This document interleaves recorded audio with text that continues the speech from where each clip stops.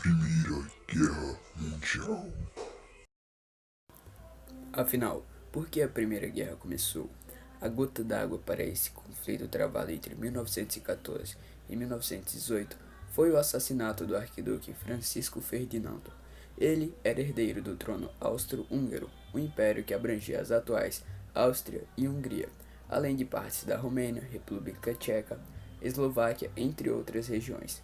O arquiduque e sua esposa, Sofia, foram mortos em Sarajevo, na província da Bósnia, no dia 28 de junho de 1914, por um ativista sérvio. Após o crime, o Império Austro-Húngaro culpou a Sérvia por não ter evitado o atentado e declarou guerra ao país no dia 28 de julho, mas é claro que não foi apenas esse motivo que colocou o mundo em guerra. O episódio serviu mais como uma boa desculpa para várias potências europeias resolverem velhas rixas.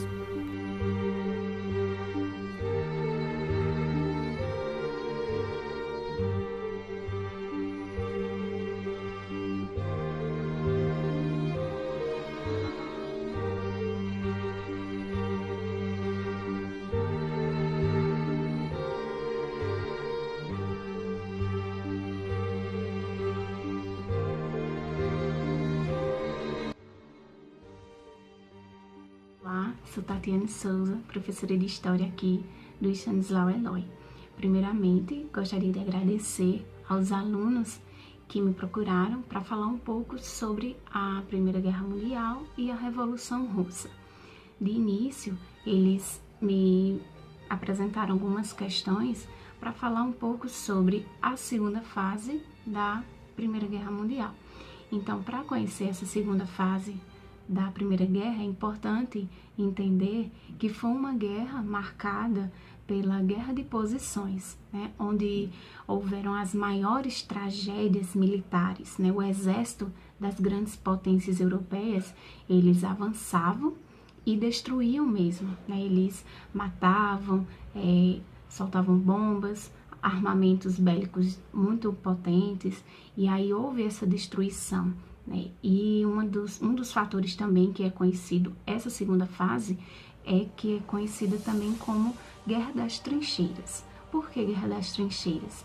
Porque foi um momento onde o exército ele percebeu que era importante construir trincheiras ou valas, né? Valas feitas na terra, onde eles cavavam essas valas, esses buracos de terra, e os soldados do exército eles podiam se esconder, no caso, se proteger, né, das invasões, dos atentados, dos bombardeios. Então foi uma guerra marcada por esse fator, certo?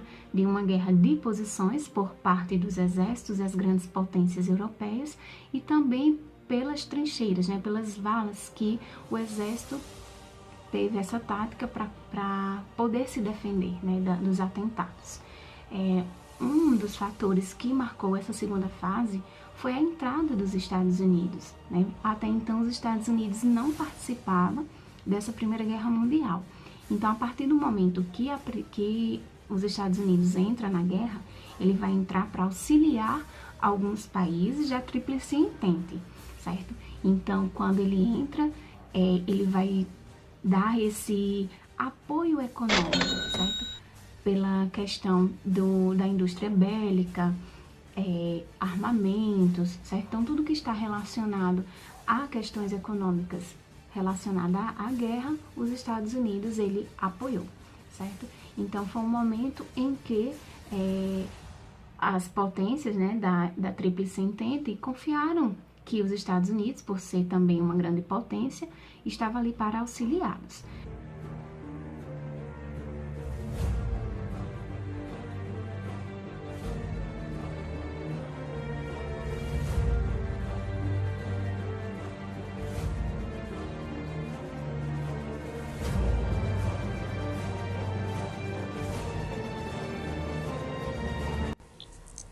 Mas e o que aconteceu com a Rússia? E por que ela teve de abandonar a guerra?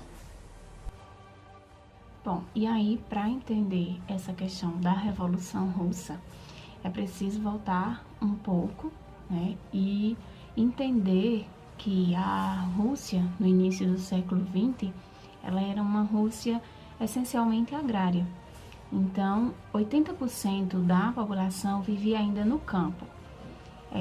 O czar, que era o imperador russo, né, a elite urbana, eles tinham nos camponeses uma forma de escravidão, porque além de trabalhar, né, na agricultura, mantendo a colheita, a produção, então eles exploravam a mão de obra desses pequenos camponeses, certo? E aí, com o tempo, a partir da implantação de um socialismo agrário, a população ela vai se revoltando, né, vai tomando conhecimento também de outras formas de luta para melhorar a forma de vida deles.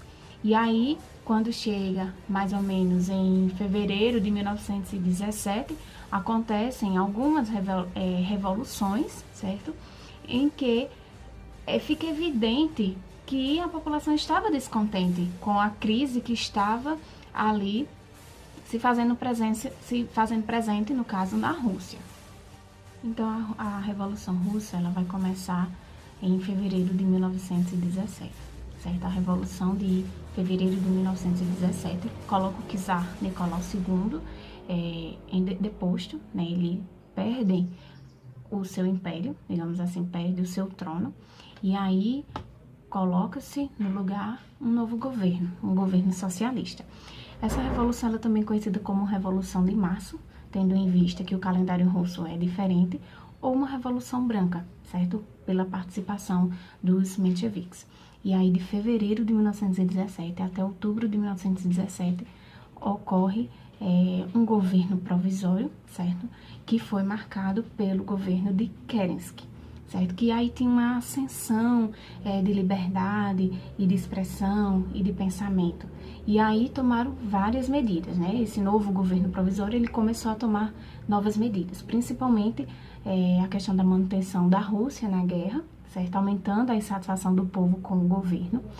Ele deu anistia aos presos e exilados políticos, no caso, Lenin, né? Ele teve a sua anistia, a abolição da corporação policial e a criação de uma milícia popular. Então, quem derrubou realmente o governo foram os bolcheviques, certo? E aí eles começaram essa luta armada.